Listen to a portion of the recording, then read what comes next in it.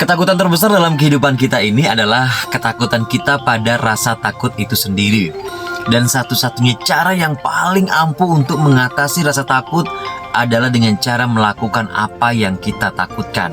Kalau hari ini kita takut berbicara di depan umum, maka bicaralah.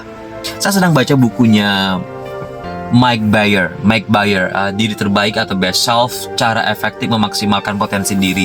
Di sini ada salah satu bab yang membahas mengenai mengidentifikasi penghalang Anda.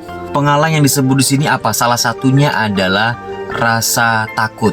Rasa takut ini sendiri dalam kehidupan kita sering dikatakan sebagai satu-satunya yang menghambat kita untuk menjadi versi terbaik diri kita.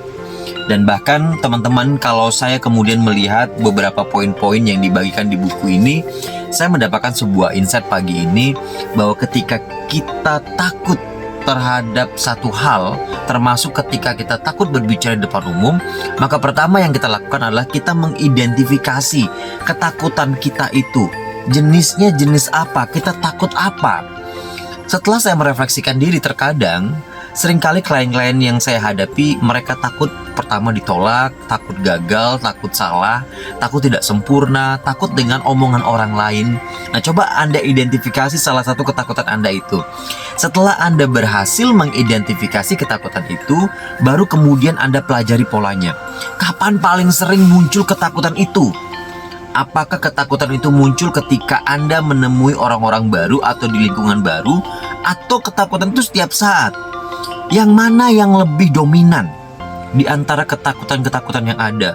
Ada sebagian orang yang sangat dominan dengan takut dengan penilaian orang lain, atau ada yang sebagian orang yang dominan takut ditolak oleh orang lain. Nah, pastikan yang mana. Setelah itu baru kemudian kita uji rasa takut itu sendiri. Bagaimana caranya menguji? Di sini ada tawaran 3 pertanyaan yang teman-teman bisa ajukan. Yang pertama adalah, apakah rasa takut tersebut benar secara faktual? Apakah benar sudah ada buktinya? Seringkali rasa takut itu nggak ada buktinya, teman-teman.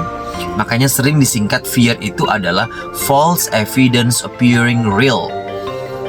Yang belum nyata tapi kelihatan nyata gitu, karena dalam pikiran kita itu terjadi real, dan pikiran kita ternyata tidak bisa membedakan mana yang visualisasi, mana yang bayangan, mana yang kemudian realita, sehingga kita menjadikan itu sebagai sebuah realita dan itu menghalangi tindakan kita. Itu yang pertama. Pertanyaan kedua, apakah rasa takut tersebut membantu mengamankan kepentingan Anda? Sebagian besar seringkali rasa takut itu malah menghalangi kepentingan kita. Kita tidak bisa bergerak optimal, kita tidak bisa bergerak maksimal. Ketiga, apakah rasa takut tersebut menghasilkan progres untuk meraih tujuan-tujuan sehat Anda?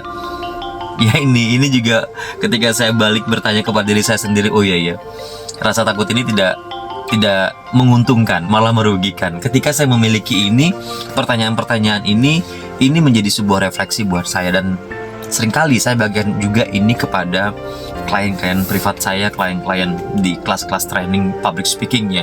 Ini sebagai tambahan dari tips-tips lain yang sering kita bahas mengenai bagaimana kita menghadapi rasa takut berbicara di depan umum. Dan tips yang tadi, yang singkat sederhana tadi, itu bisa menambah tools, menambah pola saat kita berkomunikasi dengan diri kita sendiri, self-talk yang positif, sehingga kita mampu menjadi versi terbaik kita dan bersahabat dengan rasa takut itu sebagai sebuah alarm itu yang akan mengingatkan kita untuk mempersiapkan diri lebih maksimal, mempersiapkan diri lebih optimal, sehingga hasil yang kita dapatkan nanti atau hal yang bisa kita lakukan di depan audiens itu sangat-sangat maksimal.